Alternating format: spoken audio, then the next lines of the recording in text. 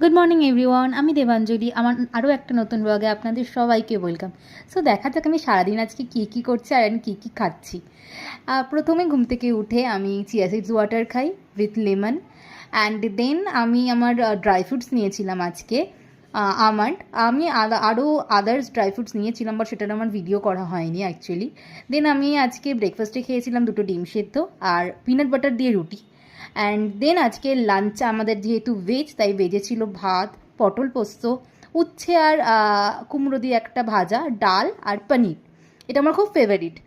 R after that আমি বিকালবেলা বাবার খাবার রান্না তৈরি করছিলাম। বাবার যেহেতু ডিউটি আছে, রুটি করছিলাম। খাবারটা তৈরি করে দেওয়ার পর বাবার জন্য একটুখানি চাও বানিয়েছিলাম, আর নিজের জন্য একটু চা বানাচ্ছিলাম, গ্রিন টি। আমি প্রতিদিনই গ্রিন টি খাই। গ্রিন টি খাওয়ার পরেই আমার এই টাইমটা আসলে খুব রিল্যাক্সিংয়ের থাকে। আমি নিজেকে একটু এই টাইমটা নিজেকে আমি একটু টাইম দিতে ভালোবাসি। তারপর আমি আমার ওয়ার্কআউট কমপ্লিট করেছি।